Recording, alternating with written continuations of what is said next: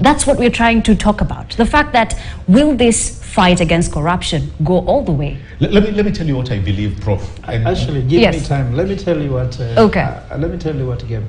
Me, I'm an economist. Right. In God we trust. The rest bring numbers. These stories don't excite me. In fact, the best rhetorics in fight of corruption are the worst in fighting that very corruption. So for me, Gabe, what we are waiting for. William Ruto was in government with Uhuru Kenyatta.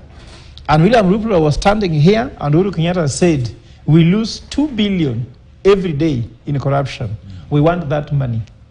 I've told you, EACC, which is an agency of government, has said we are losing 608 billion shillings per year. What I want the president to say, last year, during Uhuru Kenyatta, we lost 608 billion. In my presidency, I have said for you 6.8 billion. Here it is. This road is there. That hospital is there.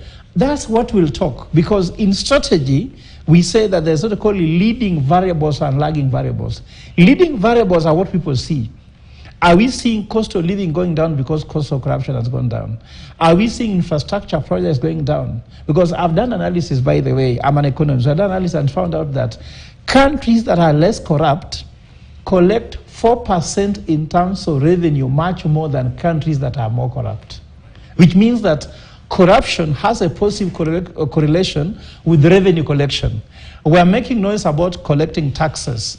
The president also has to find a way on which he has to assure us that this money being collected is going to the right thing. Okay. For me, I don't want to hear about, heads will roll. Their heads are rolling and they're rolling with money.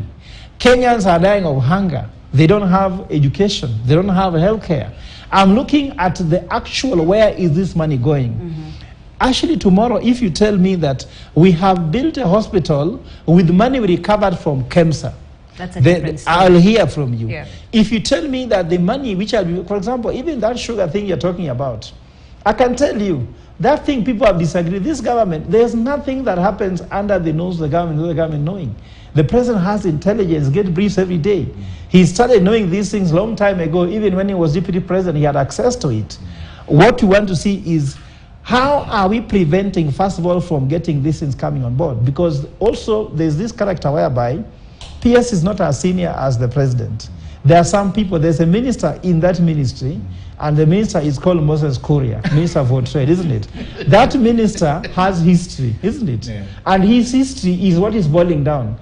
Is these people being sacrificial lambs on behalf of some people? Let me tell you what, it doesn't make sense dismissing somebody like PS if the real culprits are there. Let me tell you what, it is so hard, as I know this government works, for a PS to do some things which are wrong under the nose of a CS. It's very hard. Remember that Moses Kuria is not the person, Moses Kuria is somebody who is very hands-on. So I can tell you, let us know, how is the CS contractor there? Is it that there is a deal that went wrong and people disagreed? Let us investigate before we make noise. And then what are we going to recover? How are we going to change KEBS? When they replace the Director General for KEBS, is it done in the right manner? Like you see the same thing now. Let's go again now to the one of Central Bank. You see Kamau Thuge, isn't it? Has been named to be the next governor for Central Bank. This person had a case with Rotich. Rotich was with him in the ministry when money was being stolen then.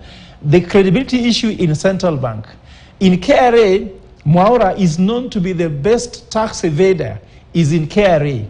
Now you come to Haji, who has never prosecuted any serious case, now is going to become a spy master.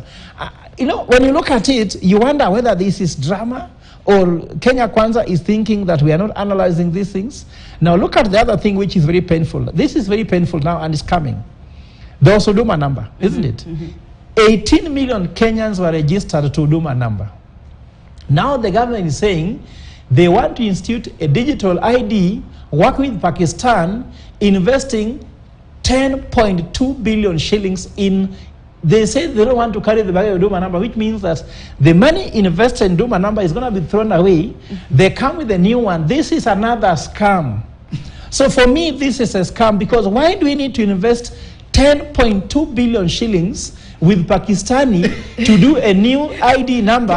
So I'm trying to say, I want us to see. Prof, I really pray that you had the same urge when Huduma number was being rolled out. When it was being rolled out, we knew it was a scam. All right? We knew it was a scam. And at some point, Prof, I think you must do justice to yourself. Because, first of all, I would like to believe, me and Ashley, you know, you are the professor. I'd like to believe that you interpret things very different from the way my cousin, True. who sells mihogo, and he has allowed me to say these things, interprets things.